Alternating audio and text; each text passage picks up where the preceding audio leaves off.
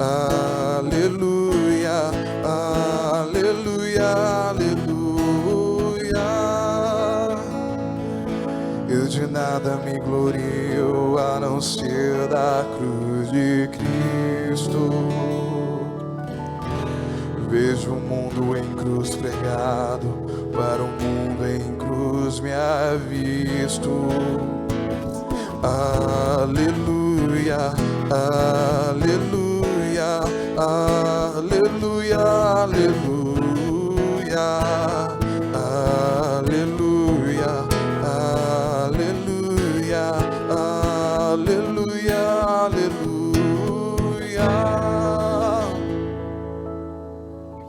O Senhor esteja convosco. Ele está no meio de nós. Proclamação do Evangelho de Jesus Cristo segundo Marcos. Glória a vós, Senhor. Naquele tempo, Jesus partiu com seus discípulos para os povoados de Cesareia de Filipe. No caminho perguntou aos discípulos: quem dizem os homens que eu sou? Eles responderam: alguns dizem que tu és João Batista, outros que és Elias, outros ainda que és um dos profetas. Então ele perguntou: e vós, quem dizeis que eu sou? Pedro respondeu: tu és o Messias. Jesus proibiu-lhe severamente de falar a alguém a seu respeito. Em seguida começou a ensiná-los, dizendo que o Filho do Homem devia sofrer muito, ser rejeitado pelos anciãos, pelos sumos sacerdotes e doutores da lei, devia ser morto e ressuscitar depois de 3 dias. Ele dizia isso abertamente. Então Pedro tomou Jesus à parte e começou a repreendê-lo. Jesus voltou-se, olhou para os discípulos e repreendeu a Pedro, dizendo: vai para longe de mim, Satanás. Tu não pensas como Deus, e sim como os homens. Então chamou a multidão com os seus discípulos e disse: se alguém me quer seguir, renuncie a si mesmo, tome a sua cruz e me siga. Pois quem quiser salvar a sua vida vai perdê-la. Mas quem perder a sua vida por causa de mim e do Evangelho, vai salvá-la. Palavra da salvação. Glória a vós, Senhor. Aleluia, aleluia, aleluia, aleluia, aleluia, aleluia, aleluia, aleluia. Num tempo de profundo silêncio, nos recolhamos em oração e peçamos ao Espírito Santo, o intérprete por excelência da Escritura, que ele nos ajude, nos faça compreender a plena verdade desta palavra. Rezemos.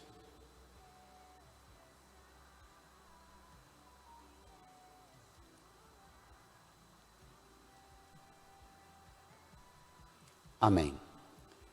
Irmãs e irmãos, estamos caminhando com Jesus neste ano, até o final de novembro, conduzidos pelo Evangelho de Marcos. Passamos hoje da metade do Evangelho, que tem 16 capítulos. Caminhamos para o finalmente do capítulo 8. O evangelista Marcos é muito sucinto na redação, da forma com que ele conta a vida de Jesus. É o primeiro evangelho a ser escrito pelo ano 70, estava muito próximo, não precisava de tanto detalhe como os outros precisavam, porque escreveram bem mais tarde. A gente precisa ler o Evangelho de Marcos e fazer um esforço enorme para nos colocar lá bem perto do acontecimento. A vida de Jesus, a missão de Jesus, sua paixão, morte e ressurreição, para ter o ouvido daqueles que conviveram com Marcos e que escutaram o evangelho dele. O texto de hoje é o desdobramento do caminho que fizemos até aqui, e a partir desse ponto em que nós nos encontramos, vamos descer o Vale do Jordão, subir para Jerusalém, e acontecerá no caminho, no percurso daqui até Jerusalém, esse desfecho da paixão, morte e ressurreição do Senhor. Vamos lá. Você tem aí a sua folha, Marcos 8, 27, 35. Preciso situar você. O texto de hoje começa assim, no versículo 27. Naquele tempo, Jesus partiu com seus discípulos para os povoados de Cesareia de Filipe.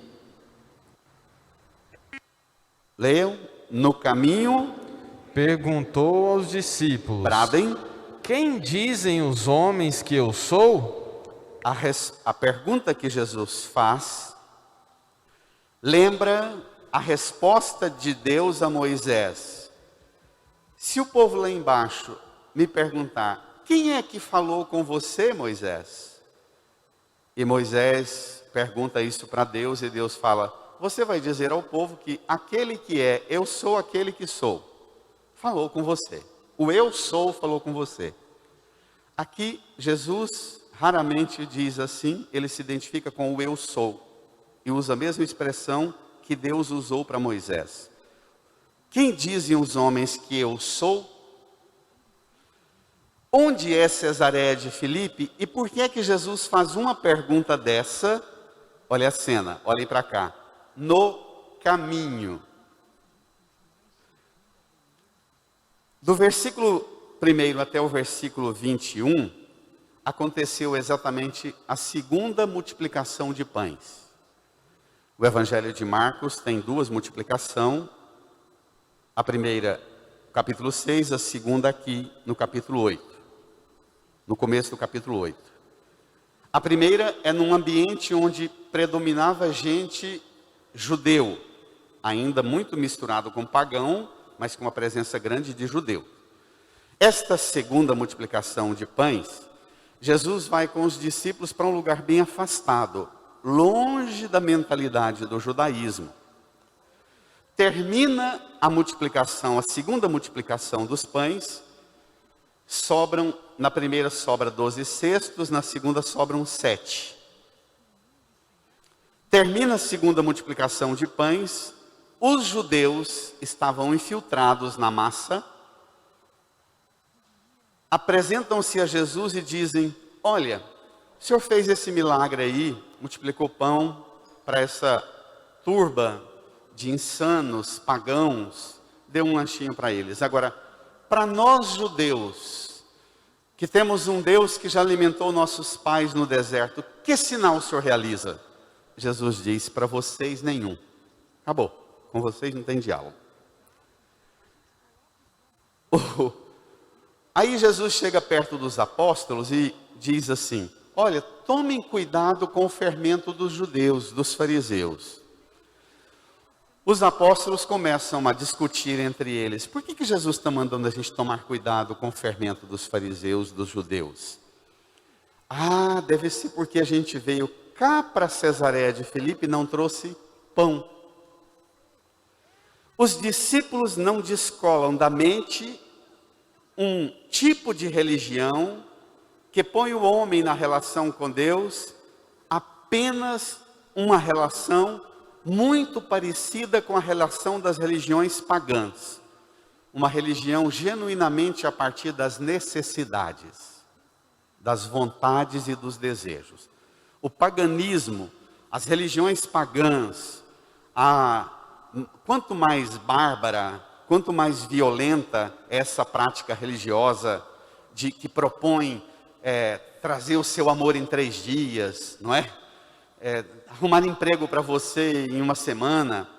Isso é tudo religião que estabelece um vínculo com você, com a realidade do bem e do mal, para uma coisa: satisfazer suas necessidades, os seus desejos e as suas vontades. As religiões primitivas e as religiões pagãs estão todas nesse campo: desejo, vontade e necessidade.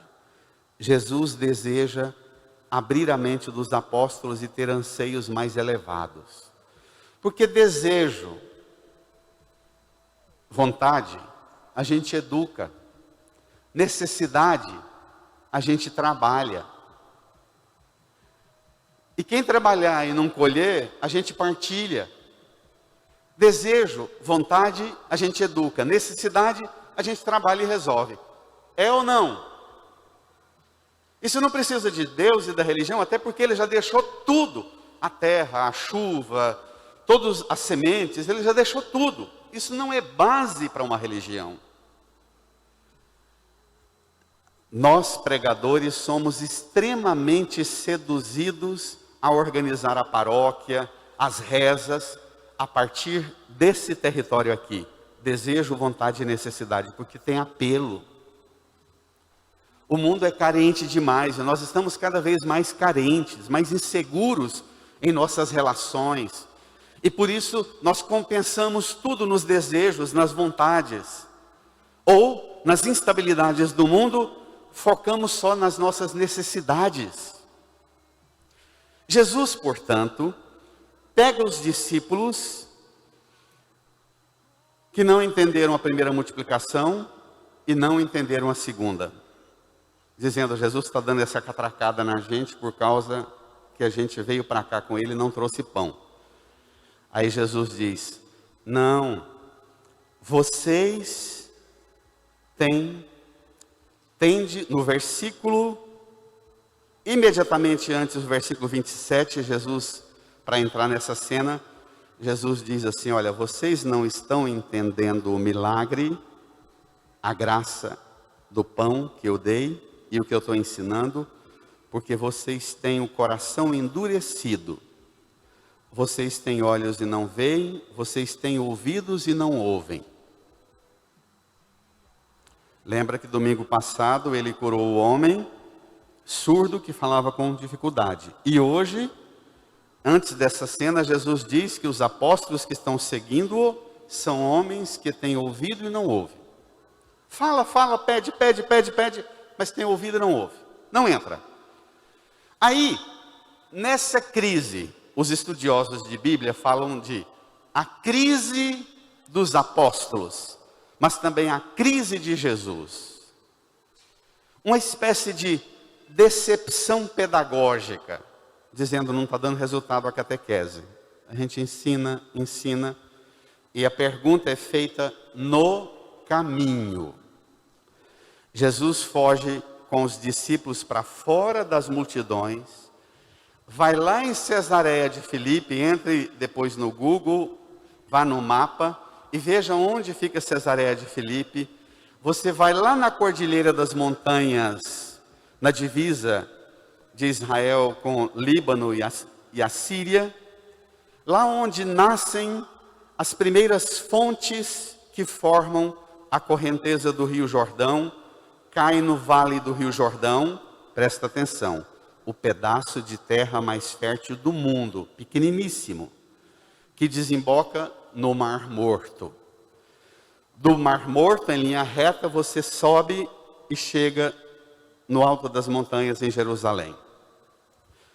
Jesus chama os discípulos, vai com eles lá nas nascentes do rio Dan, a principal afluente do Rio Jordão. A nascente do rio Dan está entre um conjunto de montanhas gigantescas. E os puxa-sacos do imperador Augusto César construíram bem entre essas duas montanhas naquela gramínea bonita ao redor da nascente do Rio Dan, construíram um templo de mármore branco, branquíssimo, dedicado a César, e construiu um povoado chamado Cesareia, em homenagem ao filho de Herodes que construiu a cidade, de Filipe. Então é para puxar saco do imperador e puxar saco do rei. Tá claro? Lá, nessa montanha, Jesus, em que eu tive a graça de ficar lá uns dias, num kibutz. Você olha e percorre, você avista os vales, as descidas gigantescas que vão para o Vale do Jordão, e olha aquela fecundidade de terra com tecnologia alta de Israel, plantando tudo quanto é coisa. E lá de cima Jesus pergunta, olha, daqui até o Mar Morto é o pedaço do que nós chamamos de terra prometida, Canaã, terra que corre leite e mel. Israel tem orgulho porque Deus fez Israel caminhar e chegar e conquistar essa terra. Eu vou partir com vocês do Marco Zero, aqui, a nascente do Rio Jordão. Vou percorrer com vocês o Vale do Jordão e as montanhas cordilheiras da Samaria. Nós vamos chegar lá em Jerusalém, mas nesse caminho, que é o terceiro ano, primeiro ano, segundo ano, terceiro ano, Jesus sempre ia com os apóstolos para a festa da Páscoa.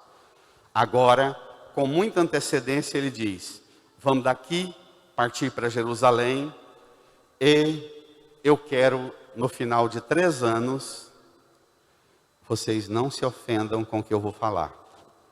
Essa semana, exatamente hoje, dia 12, completam um ciclo de 3 anos que eu estou pregando aqui. Essa semana eu pensei muito se não estava na hora de eu encerrar a pregação, porque se não deu resultado até aqui, acabou, não vai dar mais. A tentação da gente em querer ver resultado e não deixar que Deus decida o resultado é grande. Que é um absurdo essa avaliação de si, porque é um texto que avalia-me, que avalia você profundamente. A pergunta de Jesus é, o que o povo está falando sobre mim? Os apóstolos respondem numa avaliação dramática. Vamos ver? Versículo 28. Eles responderam, bradem. Alguns dizem que tu és João Batista, outros que és Elias, outros ainda que és um dos profetas. Pronto. Profeta é aquele que profere uma palavra em nome de alguém. É daí que vem a etimologia da palavra profeta. É o que profere um discurso em nome de alguém. Eles dizem assim para Jesus, Jesus, é o seguinte, está bonito o que o senhor está fazendo, está empolgante, está fascinante, mas para a multidão o senhor corresponde às expectativas, o diacho das expectativas, né? As expectativas, Jesus, é que, lendo o Antigo Testamento, o povo aprendeu o seguinte, que Deus vai agir na história de Israel, que desde quando conquistou essa terra prometida, já está na 7ª dominação violenta, massacrando a terra prometida.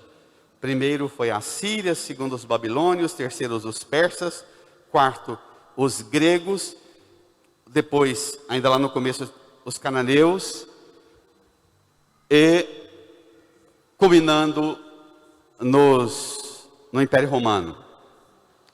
Primeiro os cananeus, a Síria, Babilônia, Persa, grego, Império Romano.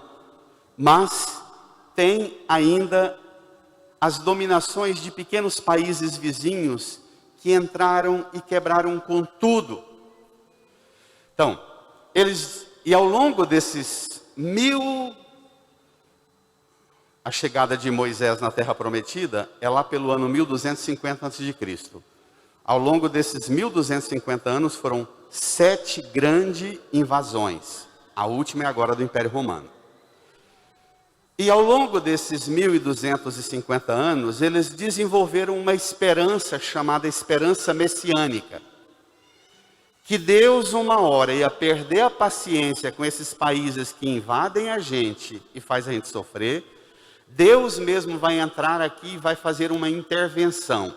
E vai colocar alguém, um Messias, que vai restaurar nosso país, montar um mega de um exército super poderoso e vai garantir que nós sejamos felizes para sempre e todos os povos vizinhos serão eliminados, os povos que não gostam de nós, e os povos que não fazem tanto mal para nós serão subjugados como escravos. Essa era a teologia do Antigo Testamento. A bênção vem para nós e para os outros serão eliminados ou subjugados como escravos. Pronto. E eles respondem para Jesus dizendo: o que o Senhor está fazendo é bonito, mas não passa dos feitos de um profeta. Isso aqui é uma confissão terrível. É o mesmo que dizer assim: olha, o Senhor não é ainda a intervenção de Deus. O Senhor é alguém que representa o que vai preparar a vinda do Messias. Mas o Senhor está longe de ser o Messias. Tem coisa mais triste do que você não ser tratado com aquilo que você é? Não é ruim? Não é? Alguém que nega a sua identidade, o que você é. Pai, mãe, esposa, esposo, filho, cristão. Ante a avaliação fraca, a sondagem de opinião pública, a pesquisa de opinião, quem dizem os homens que eu sou, os discípulos falam: não candidata não, que o senhor não ganha essa eleição. O senhor é algum dos profetas, o senhor não será o Messias. Jesus volta-se para eles e faz a pergunta. A primeira é: que dizem os homens? Agora, versículo 29. Então ele perguntou: bradem. E vós, quem dizeis que eu sou? Olha, a confusão está grande. Mas o problema da confusão no mundo é porque o mundo não tem clareza sobre quem é Deus. Na minha experiência de padre, toda pessoa que tem muita confusão no campo da fé, no fundo ela tem muita confusão acerca de quem ela é, não é?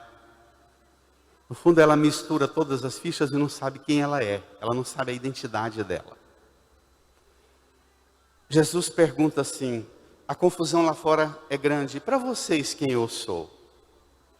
Irmã, irmão, a resposta que é dada por Pedro, e imediatamente frustrada por Pedro, é uma resposta que merece uma atualização. O que você fala sobre Jesus lá na sua casa, no seu trabalho e até na igreja, corresponde, presta atenção na pergunta que eu estou fazendo, que ela é séria. O que você fala sobre Deus, sobre Jesus, corresponde à revelação bíblica? Corresponde ao que Deus deu a conhecer de si? A diferença entre teologia e ideologia é que a teologia parte do tudo que é Deus, e refletindo acerca do tudo que é Deus, compreende o todo. A ideologia pega uma ou algumas ideias e tenta impor para o todo sistemas a partir de uma ou algumas ideias. Por isso a ideologia ela é sempre uma alienação, uma negação do tudo que é Deus. Ideologia nunca vai ser teologia. E para vocês quem eu sou? Vamos lá? Pedro respondeu: bradem. Tu és o Messias. Deixa eu assustar você. Bento XVI, escrevendo sobre esse texto, diz assim: Tu és o Messias. Resposta certa, sem dúvida alguma, mas resposta ainda insuficiente. Gente, se a resposta de Simão Pedro é insuficiente, e a minha e a sua? Como é que a gente sabe que a resposta de Pedro é insuficiente? Diz Bento XVI: dado que Jesus sente a necessidade de especificar. Jesus percebe que as pessoas poderiam servir-se desta resposta: Jesus é o Senhor, Jesus é o Messias, Jesus é o único Salvador. As pessoas poderiam servir-se desta resposta para desígnios que não são os seus, para suscitar falsas esperanças temporais sobre ele. Jesus não se deixa bloquear nos simples atributos que querem dar a ele, o Messias libertador, humano, que muitos esperavam, um Messias político, um Messias terreno. Assim que Pedro responde: Tu és o Messias, Jesus, vendo a insuficiência da compreensão de Pedro, diz: Pedro, vamos ver? Versículo 30, bradem. Jesus proibiu-lhe severamente de falar a alguém a seu respeito. Ai, ai, ai, como pode Jesus, Senhor, me proibir de falar com os outros sobre o Senhor? Por que Jesus proíbe? Porque antes de você contar para os outros que Jesus é o Senhor, Jesus é o Messias, Jesus é o Salvador, o próprio Jesus quer corrigir na sua mente o que você pensa sobre o que é ser o Messias. Porque pode ser que a compreensão minha e sua acerca do Messias não corresponde à revelação bíblica, ao que Jesus é e ao que o Pai Eterno oferece sobre o envio. Messias é em latim, em grego é Christos, que significa o ungido. Jesus proíbe para dizer assim: Pedro, não sai falando isso, Pedro. Antes de você falar que eu sou o Messias, eu quero dizer, ensinar a vocês, nesse caminho, até chegar em Jerusalém, o último ano que eu estou com vocês, eu quero ensinar a vocês que tipo de Messias eu sou. Uau! Vai abrir a mente de Pedro e a nossa. Quando Jesus proíbe, ele proíbe uma coisa e abre um segredo. O segredo que Jesus está guardando há 32 anos e que agora ele revela. Vamos ver? Versículo 31. Em seguida, começou a ensiná-los, dizendo que o Filho do Homem devia sofrer muito, ser rejeitado pelos anciãos, pelos sumos sacerdotes e doutores da lei. Devia ser morto e ressuscitar depois de 3 dias. Ele dizia isso abertamente. Espere lá. Pronto. Agora Jesus pegou pesado como nunca tinha pego. Ele fala: olha, se vocês lerem o Antigo Testamento, a Bíblia, eu vou dizer, e se você estudar o Antigo Testamento, você vai ver que o povo do Antigo Testamento desenvolveu na doutrina e nas ideologias que também existiam no Antigo Testamento, nas ideologias, várias linhas de interpretação sobre quais são as características do Messias ideal. A gente vive idealizando o Messias, não vive? A cada 4 anos, a gente passa 4 anos idealizando o próximo Messias para as próximas eleições. Vota e desbanca. Jesus diz assim, olha, tem muitos tipos de Messias lá no Antigo Testamento, mas eu vou dizer a vocês que tipo eu sou. Eu sou um Messias que, chegando em Jerusalém, a turminha da religião, do sistema, da doutrina, dos fariseus de domingo passado, atrasado, da tradição, lembra? Da tradição, dos costumes. Aquela turminha da religião, da tradição, dos costumes, os anciãos, os sacerdotes e os doutores da lei vão me fazer sofrer, vão me rejeitar, vão me matar e eu vou ressuscitar. Então, Pedro, você disse que eu sou o Messias, mas eu não sou um Messias conforme a idealização daqueles que estão lá no templo. O que eles fantasiam e esperam sobre um Messias, tem até passagem na Bíblia que eles encontram para justificar o Messias que eles esperam, mas eu não sou o que eles esperam. A pergunta é, o que Jesus é, corresponde ao que você verdadeiramente compreende e espera? A sua relação de fé com Jesus é com uma bolha de fantasia, de idealização? Ou você relaciona-se com Jesus segundo a genuína identidade do que o Pai, com Ele e o Espírito Santo são e do que Ele vem oferecer?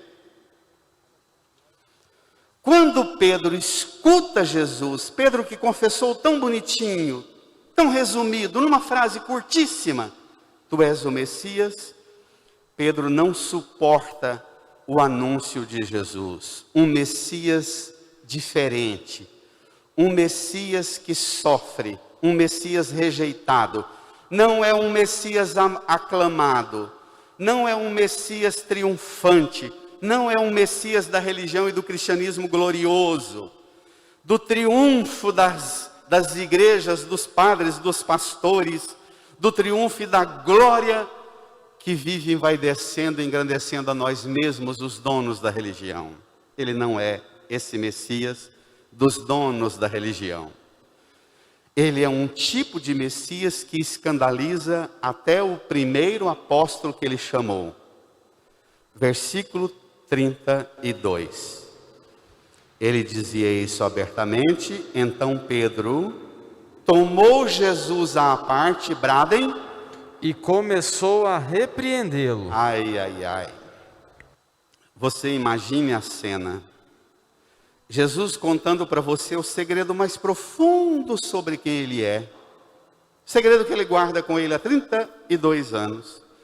Ele conta para você, fala sobre o sofrimento.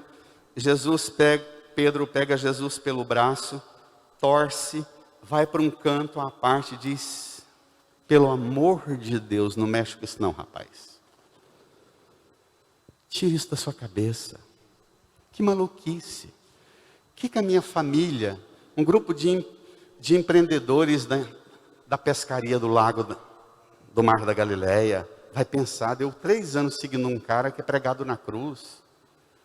Está dizendo que nós somos seguidores de um fracassado, de um maldito, porque morrer na cruz era a pior forma de maldição.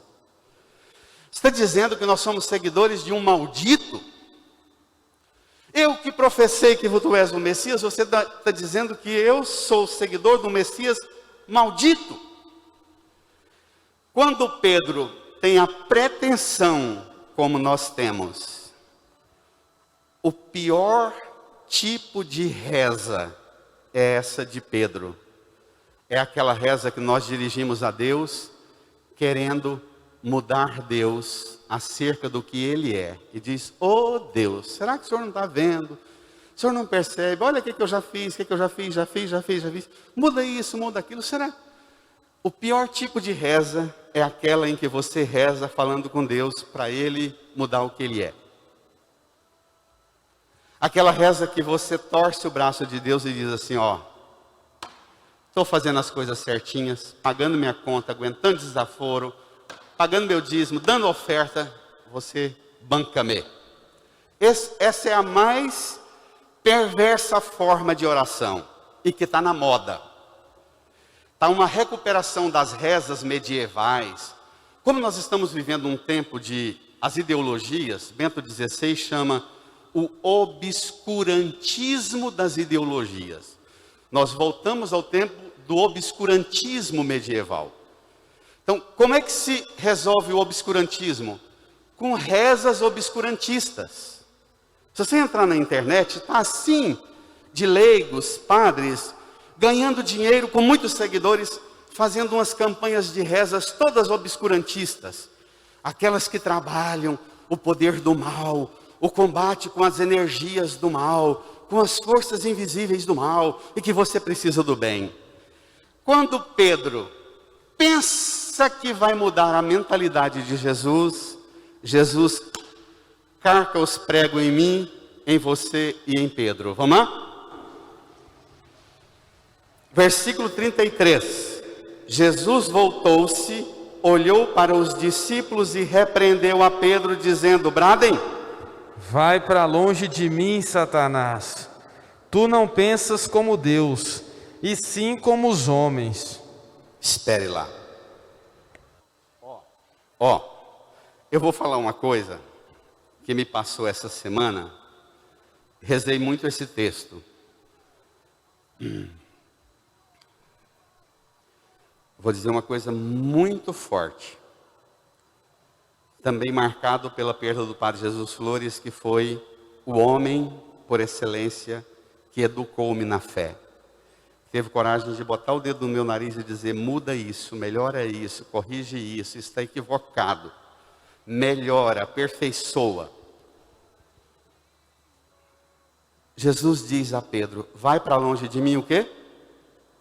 Satanás. O que é Satanás? A gente estraga as crianças falando que o capeta, o diabo é um bicho rabudo, invisível, com a bocona grande que sai fogo, com rabão que destrói tudo. Que desgraça de opinião. Jesus ensina para você hoje uma compreensão. Essa visão do Satanás, essa figura mítica, ela vem do ambiente da Babilônia, do mundo persa. Para Jesus, Satanás é bem mais fácil de compreender, bem mais acessível compreender o que é Satanás. Satanás, responde Jesus, vai para longe de mim, Satanás, pois tu não pensas como Deus e sim como homens. Pai e mãe, vô e vó, para ensinar sua criança o que é Satanás. Satanás não é aquele bichão estranho, sobrenatural, que quebra tudo. Satanás é um discípulo de Jesus, na igreja, vai à missa todo domingo, às vezes todo dia. Segue Jesus há 3 anos como Pedro. Escuta Jesus falar. Escuta os ensinos e a pregação de Jesus. Testemunha os feitos de Jesus. Mas não passa a pensar como Deus. Segue Jesus, mas pensa como homem. Está assim de Satanás no cristianismo hoje. Cristãos que entram na igreja estragados pelas ideologias e escuta qualquer tipo de pregação e volta estragado para casa, porque se tornaram satanases. Repito com a dureza dessa palavra, está assim de Satanás no cristianismo hoje. Cristãos que não pensam como Deus, mas pensam como homens. Está assim de padre Satanás, bispo Satanás, cristão Satanás. O cristianismo virou ideologia.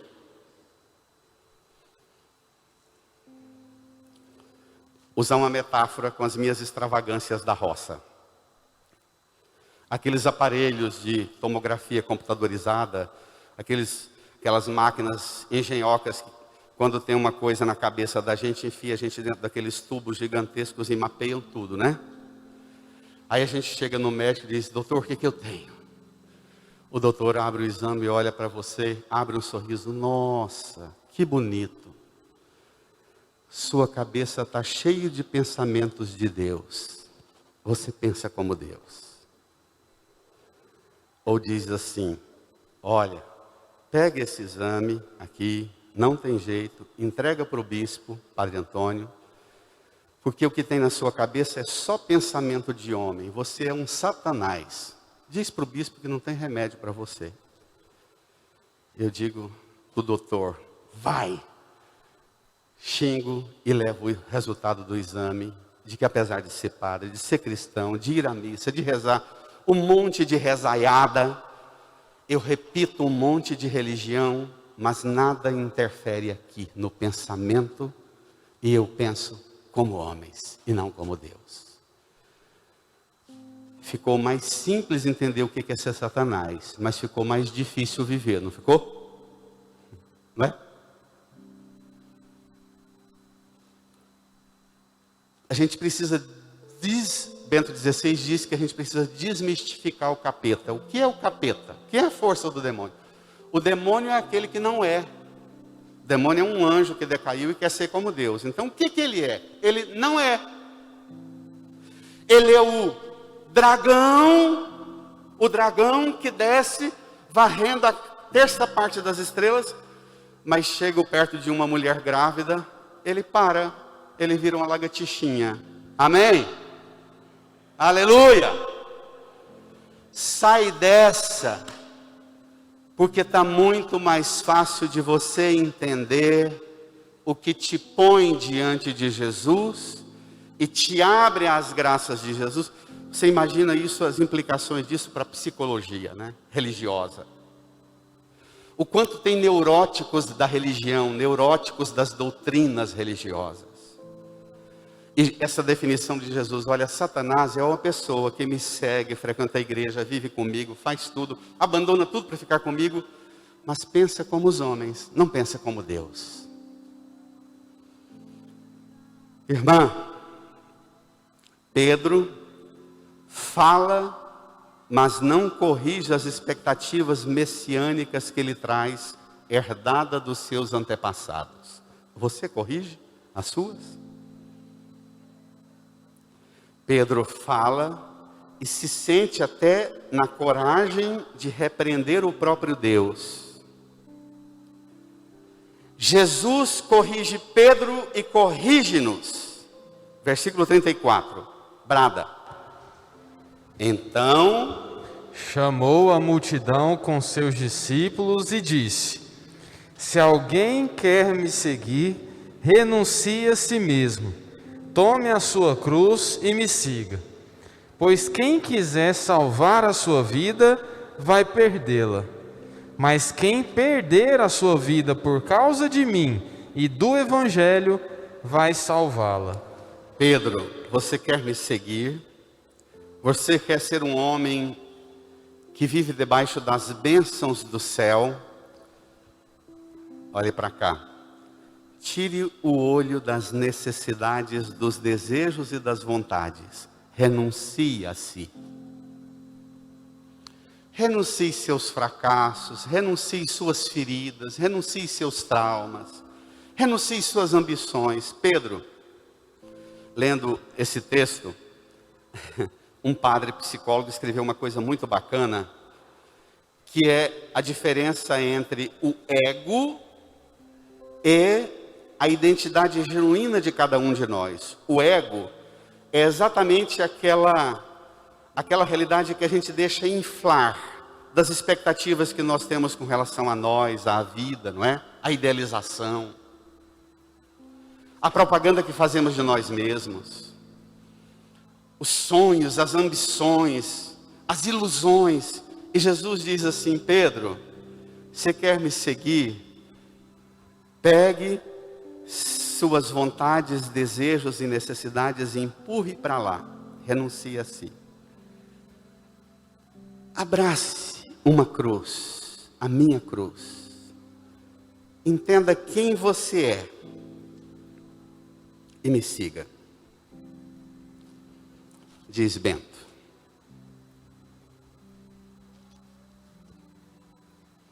Anunciando aos seus discípulos que terá de sofrer, olhe para a cruz. Escute isso olhando para a cruz. Anunciando aos seus discípulos que terá de sofrer, ser condenado à morte e depois ressuscitar, Jesus quer fazer-lhes compreender que Ele é verdadeiramente, e verdadeiramente é um Messias, porém, um Messias sofredor, um Messias servo. Ele não é um libertador político onipotente. Ele é um servo obediente à vontade do Pai. Ele veio para nos salvar. Não veio para dar-nos o que queremos e necessitamos, segundo o umbigo nosso, mas segundo o coração do Pai. Até o ponto de perder sua própria vida. É o que já os profetas anunciavam no Antigo Testamento, como Isaías. Olhe para a cruz. Jesus vai contra o que muitos esperavam dele. A sua afirmação choca e desconcerta quem o escuta. E ouve-se o protesto de Pedro, que o censura, recusando para o seu Messias, o Messias meu, não vai sofrer e morrer. Jesus mostra-se servo com ele. Jesus mostra-se severo com ele, chamando a ser com ele o servo. Faz-lhe compreender que aquele que quiser ser seu discípulo deve aceitar, olhe para cá, desmantelar o que tem na cabeça do pensamento dos homens e do mundo e pensar como Deus. Coração de Deus. Como é que era que o Padre Zezinho cantava? Amar como Jesus amou, sonhar como Jesus sonhou, pensar como Jesus pensou, viver como Jesus viveu, sentir o que Jesus sentia, sorrir como Jesus. E ao chegar ao fim do dia, sei que eu dormiria muito mais feliz. Sentir o que Jesus, sorrir como Jesus. E ao chegar ao fim do dia, sei que eu dormiria muito mais feliz. Irmã, irmão, o escândalo da cruz é grande até hoje. Nós não entendemos o sofrimento. A avaliação da Organização Mundial da Saúde é que os transtornos mentais aumentarão dramaticamente, passa de 35%, não é? Por causa da pandemia, por causa da ansiedade, da angústia, da frustração do mundo não ser o que nós queríamos, da vida não ser o que desejamos. E de repente a gente começa a adoecer também, porque Deus não é o que a gente pinta e desenha. E a gente não aceita o que Ele oferece ser a partir do que Ele é. Pedro e nós precisamos ser corrigidos. Olhe para a cruz. Pedro esperava, não é à toa que na noite da prisão de Jesus, o que Pedro carrega com ele? Uma espada que corta a orelha de Malco. Pedro pensava num Messias guerrilheiro, guerreiro, militar, como muitos cristãos hoje. Pedro idealizava um Messias que viria para eliminar os inimigos de Israel, e quem não era inimigo se tornaria escravo de Israel, para deixar Israel ser feliz para sempre. E Jesus diz: não, eu vim para trazer a salvação para todos os homens e mulheres da terra. E o meu exército não é um exército poderoso como aqueles da Síria, Babilônia, persa, grego, romano, egípcio. O meu exército é um exército em que cada um que compõe o segmento meu carrega consigo uma cruz. Porque a cruz é o modo de amar mais completo. A cruz é o único modo de amar completo. Porque é um amor que liga a terra ao céu e liga os homens todos num abraço fraterno de perdão e misericórdia. Amém? Jesus diz, quem quiser me seguir vai ter que unir céu e terra e vai ter que abraçar todo mundo como irmã e irmão. Jesus se recusa a ser o Messias, Senhor dos exércitos, que às vezes nós cantamos em hinos poderosos da cultura gospel do Antigo Testamento. A cruz é o remédio do mundo. A cruz como o único modo com que Deus opera a salvação. Esta é a arma, a cruz, a arma do amor que une o céu e a terra, que une todos os homens numa fraternidade de reconciliação. Bento XVI, eu já citei isso e repito por causa da atualidade. Pois o Messias glorioso, que prega que garantirá a paz pelo poder do exército e das armas, é precisamente esse Messias, o anticristo. Tá bom? Para a bancada evangélica, que quer garantir paz no Brasil, para todo mundo tendo arma, Bento XVI, minha gente, pode ir lá pesquisar. Pois o Messias que Jesus se apresenta, se opõe àquele da espera messiânica de Israel, pois o Messias das forças que garantirá a paz para Israel através da arma de guerra, é precisamente o anticristo. Irmã, irmão, permitir que o sangue de Jesus lave da sua mente tudo que é pensamento do mundo, pensamento do homem, da mulher mundano. E pedir que Jesus limpe a sua mente e que o Espírito Santo faça descer na sua mente pensamentos de Deus, ao seu coração sentimentos de Deus. Incline a sua cabeça. Faça um diálogo. Imagine você dando uma bronca em Jesus, levando Jesus à parte, dando uma bronca nele, e Jesus de repente aproveita você lá, fora de todo mundo, e diz, espere lá, deixa eu pôr a mão na sua cabeça aqui, Pedro, porque sua cabeça te faz, o que você traz na sua mente, as ideologias que você traz, te faz ser Satanás. Fale para Jesus que você aceita que Ele limpe todo o pensamento, toda a falsa doutrina, todas as ideologias, todas as opiniões fracas sobre Deus, que não correspondem verdadeiramente a quem Ele é. Que você quer ser homem e mulher do pensamento de Deus, da mente e do coração de Deus, das ações e da palavra de Deus. Fale com Jesus. Espírito Santo, vinde falar em mim. Espírito Santo, vinde orar em mim.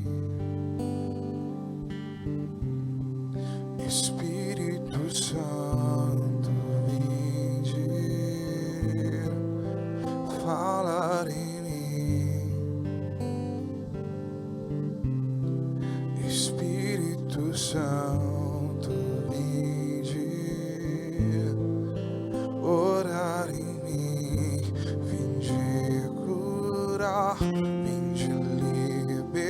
libertar nossos corações de toda opressão.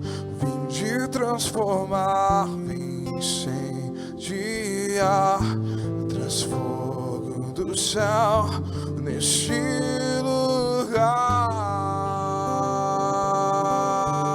lugar. Incendeia minha alma, incendeia minha alma, incendeia minha alma,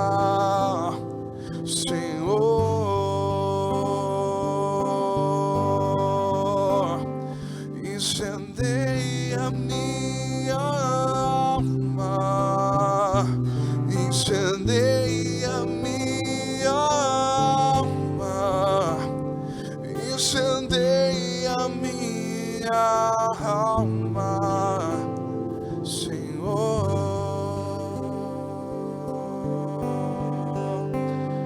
Incendeia minha alma, incendeia minha alma. Canta. Incendeia minha alma, Senhor, incendeia. incendeia minha alma, A minha mente, o meu coração. incendeia minha alma, incendeia minha alma, Senhor. Põe a mão no seu coração, reze comigo. Senhor Jesus, mesmo que pareça um absurdo para mim pensar como Deus, o Senhor disse que para te seguir tem que pensar como Deus. Para mim é impossível, Para mim é impossível. mas para o Senhor nada é impossível. Para o Senhor nada é impossível. Faz-me pensar como Deus, Faz-me pensar como sentir como Deus, Deus, sentir como falar como Deus, Deus, falar como Deus, agir como Deus. agir como Deus. Isso eu aceito, Isso é assim, porque isto é a salvação porque isso é a salvação que o Senhor trouxe para mim, e o Senhor trouxe para mim, pelo seu sangue, pelo seu sangue, pelo seu Espírito. pelo seu Espírito. Renova-me Renova-me, e faz-me te seguir, faz-me te seguir, renunciando a mim mesmo, vencendo a mim mesmo, tomando a minha cruz, tomando a minha cruz, abraçando a minha missão, abraçando a minha a missão, minha vocação, a minha vocação, na família, na família, no mundo, no mundo, no trabalho, no trabalho, na igreja, na igreja, com os pensamentos de Deus, com os pensamentos cheio de Deus. cheios de Deus. Incendeia minha alma, incendeia minha alma, canta. Incendeia